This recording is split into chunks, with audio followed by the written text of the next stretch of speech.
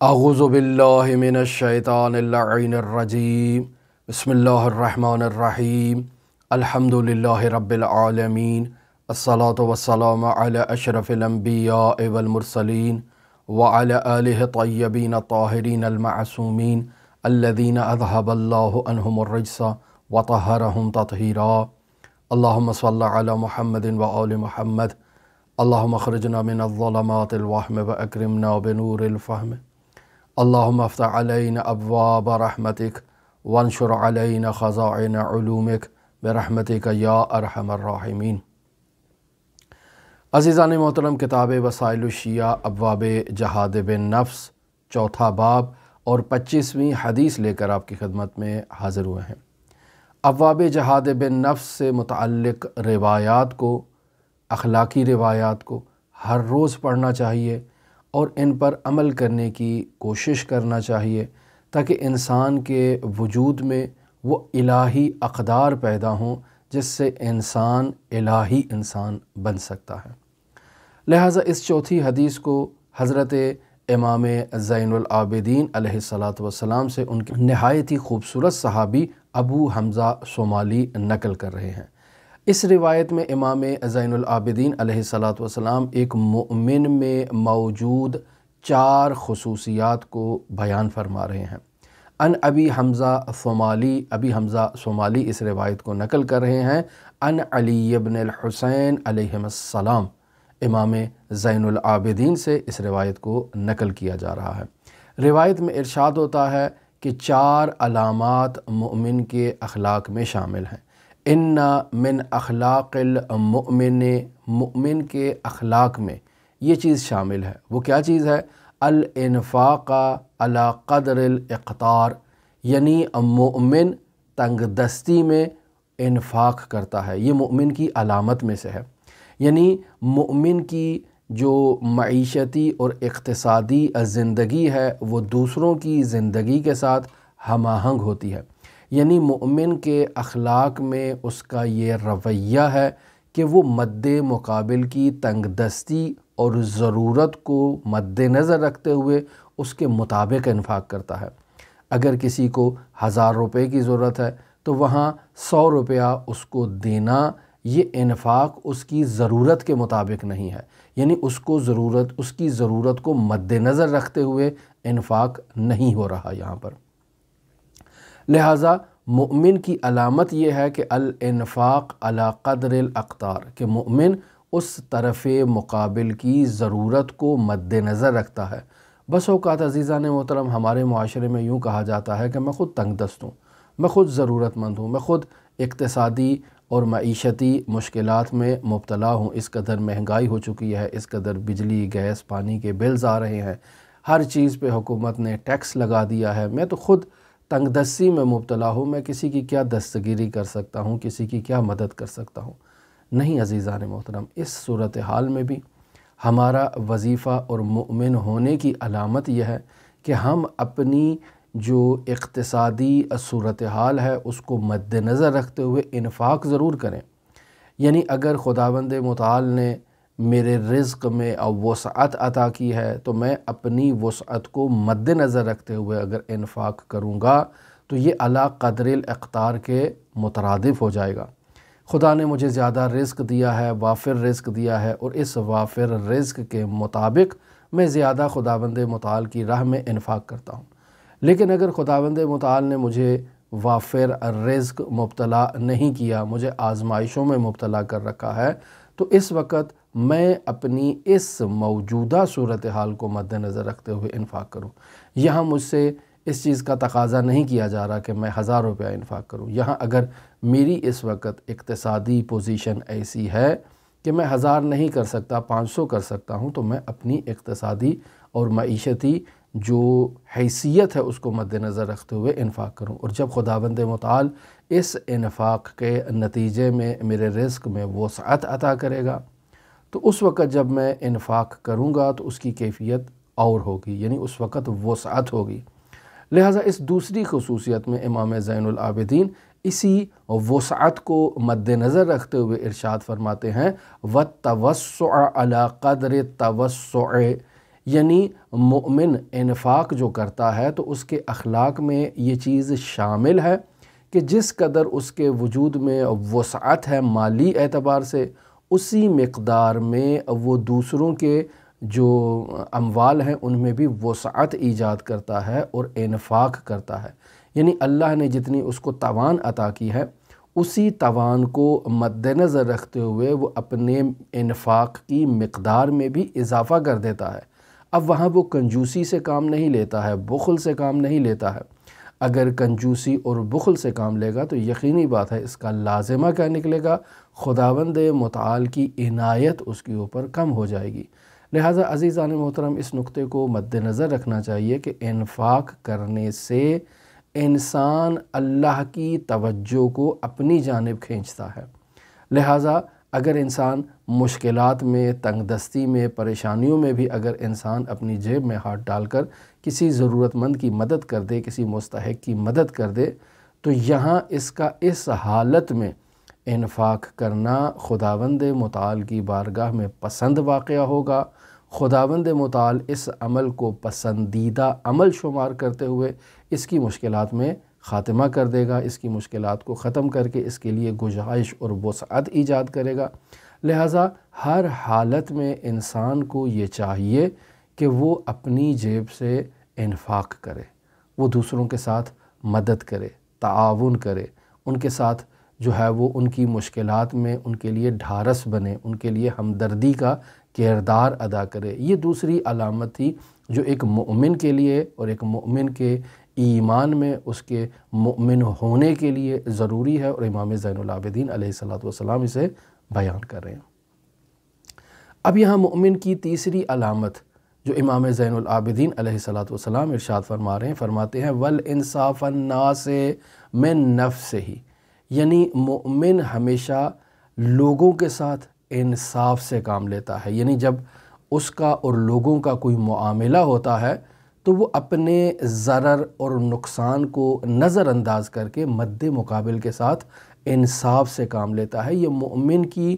علامات میں سے ایک علامت ہے کہ وہ انفاق سے کام لیتا ہے۔ بس یہ مومن کے اخلاق میں شامل ہے کہ وہ لوگوں کے ساتھ منصفانہ رفتار اپناتا ہے اور ہر ذی حق کو اس کا حق عطا کرتا ہے، یعنی انصاف سے کام لیتا ہے، ولو اس انصاف کے نتیجے میں خود اس مومن کو نقصان ہی کیوں نہ اٹھانا پڑ جائے، لیکن حقدار کو اس کا حق عطا کرتا ہے۔ یہ اس کے مطالبے کا انتظار نہیں کر رہا ہے کہ وہ حقدار ہے، اس نے مجھ سے مطالبہ تو نہیں کیا ہے، لہٰذا جب تک وہ مجھ سے مطالبہ نہیں کرے گا میں اسے حق نہیں دیتا ہوں۔ اور یہ ایک بہت ہی بڑی ناانصافی ہے ہمارے معاشرے میں۔ عزیزان محترم، گھر کے سربراہ کا انتقال ہو جاتا ہے اور جس گھر میں وہ سربراہ زندگی بسر کرتا تھا وہ اس کی پراپرٹی تھی، اور میراث کے قاعدے کے مطابق اس گھر کو بھی ورثہ میں باقاعدہ تقسیم ہونا ہے۔ یعنی اگر اس والد کی بیٹیاں ہیں تو ان بیٹیوں کو ان کا حصہ نہیں دیا جاتا۔ یہاں بطور معمول معاشرے میں لوگ کہتے ہیں کہ یہ تو ہماری سرپناہ ہے، اس گھر میں تو ہم زندگی بسر کر رہے ہیں، اگر ہم اس گھر میں بہنوں کو اور بچیوں کو ان کا حصہ دے دیں تو ہم خود کہاں جائیں؟ یقینی بات ہے انہیں حصہ دینے کے لیے یا تو ہمارے پاس مال ہونا چاہیے کہ ہم ان کا حصہ خرید لیں، یعنی میراث میں جتنا حصہ ان کا آتا ہے قانونی اعتبار سے، شرعی اعتبار سے، ہم ان کو اس کے مقابلے میں رقم دے دیتے ہیں اور ان کا حصہ خرید لیتے ہیں، لیکن چونکہ ہمارے پاس اتنا سرمایہ نہیں ہے، اتنی رقم نہیں ہے، لہٰذا ہم ان کو ان کا حصہ نہیں دیتے ہیں۔ اور یہ کہتے ہیں کہ انہوں نے مطالبہ تو نہیں کیا، بہنیں بھلا بھائی سے کیوں مطالبہ کریں؟ لہٰذا جب تک وہ عدالت میں نہیں جاتی ہیں، جب تک وہ ہمارے خلاف کیس نہیں کرتی ہیں، ہم ان کو ان کا حصہ نہیں دیں گے۔ بالآخر ان کو بھی اس بات کا ادراک ہوگا کہ والد کے انتقال کے بعد بھائی نے کہاں جا کر زندگی بسر کرنا ہے، بہنیں تو اپنے شوہر کے گھر میں شاد و آباد ہیں۔ لہٰذا بطور معمول معاشرے میں ایسا دیکھنے میں آتا ہے کہ جو والد کے انتقال کے بعد بہنوں کو ان کا حق نہیں دیا جاتا، اور یہ ان کے ساتھ ناانصافی ہے۔ لہٰذا انصاف کا تقاضا یہ ہے کہ جیسے ہی والد کا انتقال ہوتا ہے اور جیسے ہی اس کے اموال کی تقسیم کا مرحلہ آتا ہے تو فوراً فیملی کے تمام افراد جو اس کے وارث ہیں وہ سب جمع ہوں اور مل بیٹھ کر کسی ایک نقطے پر توافق کر لیں اور اس توافق کے نتیجے میں آگے قدم بڑھائیں۔ اور بہت ہی اچھا ہے کہ اس توافق کو وہ باقاعدہ مکتوب کر لیں۔ مثلاً اگر بہنیں ہیں اور وہ بھائی سے اپنا حصہ نہیں چاہتی ہیں تو وہ ایک کاغذ پہ لکھ دیں کہ ہم فلاں وقت تک اپنا حصے کا مطالبہ نہیں کریں گے، تاکہ کم از کم شرعی اعتبار سے یہ بھائی خداوند متعال کی بارگاہ میں یہ جواب دے سکے کہ والد کے انتقال کے بعد ہم لوگ آپس میں بیٹھے تھے اور ہم نے توافق کیا تھا کہ ہماری ابھی مشکل ہے، بھائی اس گھر سے نہیں جا سکتے ہیں، ان کے پاس کوئی سرپناہ کوئی ٹھکانہ نہیں ہے، لہٰذا بہنیں جو ہیں وہ 10 سال تک 15 سال تک جو ہے وہ اپنے حق کا مطالبہ نہیں کریں گی، تاکہ بھائی کے لیے گشائش ہو جائے، اس کے رزق میں وسعت ہو جائے، اس کا ہاتھ کھل جائے اور وہ بہنوں کو ان کا حصہ اور ان کا حق دے دے۔ بالفرض آپس میں ایک ایگریمنٹ کر لیں، ایک توافق کر لیں، اور اس توافق کی بنیاد پر کم از کم آپ بری الذمہ تو ہو جائیں گے کہ آپ نے بیٹھے ہیں اور آپس میں ان کو راضی کیا ہے بہنوں کو۔ لیکن اس موضوع پر بطور معمول اگر گفتگو نہ کی جائے، توافق نہ کیا جائے تو اس سے کدورتیں ایجاد ہوتی ہیں۔ بہت سی باتیں ایسی ہیں جو دلوں میں رہ جاتی ہیں اور زبانوں پہ اس وقت آتی ہیں جب رنجشیں ایجاد ہو جائیں، جب آخری موقع آ جائے، اور پھر اس آخری وقت میں جب رنجش ایجاد ہوتی ہے تو پھر اس رنجش کا جو تدارک ہے وہ نہیں ہوتا ہے، پھر مرتے دم تک جو ہے وہ ایک دوسرے کا منہ نہیں دیکھتے ہیں کہ نہیں ہمارا جو ہے وہ اب اس سے کوئی تعلق نہیں ہے، ہم نے اس کو دیکھنا ہی نہیں ہے، اس کی شکل ہی نہیں دیکھنی ہے۔ تو عزیزان محترم، یہ جو ہے وہ قطع رحمی کا مصداق بنے گا، اور اس کا جو انسان کی زندگی پر جو آثار منفی ہیں، جسے آپ لوگ سائیڈ ایفیکٹ کہتے ہیں، وہ بہت زیادہ ہے انسان کی زندگی پر۔ انسان کے رزق میں کمی آ جاتی ہے، انسان کی عمر میں کمی آ جاتی ہے، انواع و اقسام کی آفات و بلیات انسان کا جو ہے وہ دامن تھام لیتی ہیں، اور انسان کہتا ہے کہ شاید میرے اوپر کسی نے تعویذ کر دیا ہے، شاید میرے گھر میں آسیب آ گیا ہے، اور اس قسم کی باتیں انسان تصور کرنا شروع کر دیتا ہے، جبکہ اس تمام مشکل کا عامل وہ خود تھا۔ اس نے خود اپنے پیروں پر کلہاڑی ماری ہے، اور اس کو ایسا نہیں کرنا چاہیے تھا عزیزان محترم۔ لہٰذا مومن کی علامت یہ ہے وَإِنصَافُ النَّاسِ مِن نَفْسِهِ، کہ وہ اپنے نفس کو لوگوں کے سامنے جب مد نظر رکھتا ہے تو لوگوں کے ساتھ انصاف کرتا ہے، ولو اس مومن کے خود اپنے نقصان میں ہی کیوں نہ ہو۔ اگر عزیزان محترم واقعاً اس مومن کی اس خصوصیت کو مد نظر رکھا جائے تو آپ اس بات کو دیکھ لیں کہ ہمارے ہاں جو مشکلات ایجاد ہوتی ہیں وہ انہی اختلافات کی وجہ سے ہوتی ہیں۔ پراپرٹی کی مناسب تقسیم انتقال کے بعد جسے میراث کی تقسیم کہا جاتا ہے وہ نہیں ہے، تو اس میراث کی درست تقسیم نہ ہونے کے نتیجے میں آپ دیکھیں عدالتوں میں کس قدر کیسز جو ہیں وہ موجود ہوتے ہیں اور ظلم ہوتا ہے اور اس قسم کی مشکلات ہوتی ہیں۔ درست ہے حکومت کی جانب سے قوانین ایسے بنائے جاتے ہیں کہ جس سے اس قسم کے مشکلات پیدا نہ ہوں، لیکن اس کے باوجود ہمارے معاشرے میں یہ مسائل ہیں، اور اس کی وجہ سے آپ دیکھیں عدالتی سسٹم پر کتنا بوجھ آتا ہے، کتنے کیسز ایسے ہیں جو عدالت میں جو ہیں وہ رکے پڑے رہتے ہیں، اور عدلیہ کے پاس اتنا ٹائم نہیں ہوتا کہ وہ ان کیسز کے بارے میں فیصلہ کر سکے۔ ہم اس وقت ان عدالتوں کی شرعی حیثیت پر گفتگو نہیں کر رہے ہیں، عدالتیں ہیں قانونی حیثیت رکھتی ہیں، شرعی موضوع پر گفتگو نہیں ہو رہی ہے، لیکن سوال یہ ہے کہ کس قدر حکومت کا بجٹ جو ہے وہ ان عدلیہ پر خرچ ہوتا ہے، ان کی تنخواہوں پر خرچ ہوتا ہے، ان کے مسائل پر خرچ ہوتا ہے، اور یہ ہم لوگوں کی جو ناانصافیاں ہیں ان ناانصافیوں کے نتیجے میں یہ سارا بوجھ عدلیہ پر آتا ہے، اور اس کا سارا خرچہ حکومت ادا کرتی ہے، اور حکومت اس تمام اخراجات کو ہماری جیب سے لیتی ہے، ہمارے ٹیکس کے پیسوں سے لیتی ہے۔ لہٰذا اگر ہم شروع ہی سے ایک مؤمن بن کر انصاف کا دامن تھام لیں اور آپس میں ایک دوسرے کے ساتھ انصاف سے کام لیں، ولو میرے لیے نقصان دہ ہو، ولو میرے لیے ضرر ہو، لیکن چونکہ اسلام نے یہ کہا ہے کہ ایک مومن کی یہ علامت ہے کہ وہ دوسرے شخص کے ساتھ منصفانہ رفتار اپناتا ہے، تو اگر میرے لیے نقصان دہ ہے تو پھر بھی کیا ہوا، میں اپنا نقصان برداشت کرتا ہوں، لیکن ایک مومن بنتا ہوں اور انصاف سے کام لیتا ہوں، تو آپ دیکھیں کس قدر خود ہمارے مسائل حل ہو جائیں گے، کس قدر یہ عدالتی سسٹم سے بوجھ کا خاتمہ ہوگا۔ عدالتی سسٹم سے اگر بوجھ کا خاتمہ ہوگا تو یقینی بات ہے کہ ان کے اوپر جو حکومت کا بجٹ ہے وہ ان کے لیے کم لگایا جائے گا، اور اسی طرح سے ہمارے اوپر جو ٹیکسز حکومت کی جانب سے عائد کیے جاتے ہیں ان میں بھی کمی آئے گی۔ اگر حکومت منصفانہ رفتار کرے عوام کے ساتھ تو ان تمام مسائل کا دار و مدار خود عوام کے اوپر ہے۔ خود عوام کی یہ ذمہ داری ہے کہ وہ اپنی مدد آپ کے تحت اپنے مسائل کو انصاف کے ذریعے سے حل کر سکتے ہیں۔ چوتھی علامت جسے امام زین العابدین ایک مومن کے بارے میں بیان فرما رہے ہیں، فرماتے ہیں وَإِبْتِدَاؤُهُ إِيَّاهُمْ بِالسَّلَامِ عَلَيْهِمْ، کہ مومن ہمیشہ سلام میں پہل کرتا ہے۔ مومن کی اخلاقی خصوصیات میں سے ایک آخری خصوصیت اور چوتھی خصوصیت جسے امام زین العابدین فرما رہے ہیں، وہ فرماتے ہیں کہ مومن ہمیشہ سلام کرنے میں پہل کرتا ہے۔ گویا کہ آپ دیکھ لیں کہ ایسے ہے جیسے ایک مقابلہ لگا ہوا ہے کہ کون پہلے سلام کرتا ہے۔ یعنی آپ نے ایسے مقابلے تو دیکھے ہوں گے نا کہ جہاں چند افراد کسی چیز میں ایک دوسرے سے رقابت کرتے ہیں، مقابلہ کرتے ہیں کہ جو جیت جائے اس مقابلے میں اسے انعام ملے گا۔ تو سلام میں پہل سے متعلق جو یہ اسلام نے بیان کیا ہے کہ مومن سلام کرنے میں پہل کرتا ہے، تو یہ گویا کہ ایک مومن کا دوسرے مومن کے ساتھ مقابلہ ہے، ایک قسم کی رقابت ہے کہ کون ان دونوں میں پہلے سلام کرتا ہے اور مومن بن جاتا ہے۔ لہٰذا یہ سلام کی تاکید کا ہونا یہ عمومیت رکھتا ہے۔ عزیزان محترم،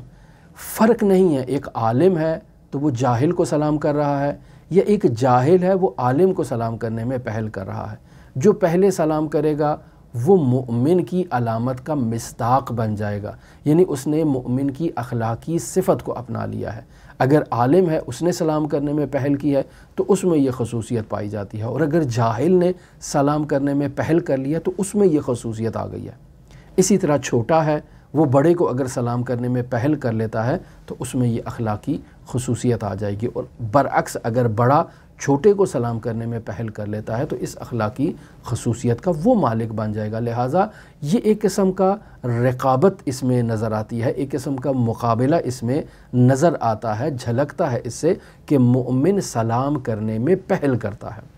اور پھر یہاں اس قدر اسلامی تعلیمات میں سلام کی اہمیت کو بیان کیا گیا ہے کہ حضرت امام جعفر صادق علیہ السلام سے روایت نقل ہوئی ہے اصول کافی میں کہ امام فرماتے ہیں من بدأ بالکلام قبل السلام فلا تجیبوہ، یعنی رسول خدا سے امام صادق آل محمد نقل فرما رہے ہیں کہ من بدأ بالکلام، جو کلام کا آغاز کرتا ہے قبل السلام، یعنی سلام نہیں کیا ہے، باہر سے آیا ہے سلام نہیں کر رہا ہے اور آتے ہی گفتگو کرنا شروع کر دیا ہے، فلا تجیبہ، تو اس کو بولنے دو، آپ اس کو جواب نہ دو۔ آپ سلام میں پہل کرو لیکن اس کو جواب نہ دو، اس کی بات کا جواب نہ دو۔ کیوں؟ کیونکہ اس نے جو ہے وہ سلام سے اپنی گفتگو کا آغاز نہیں کیا ہے۔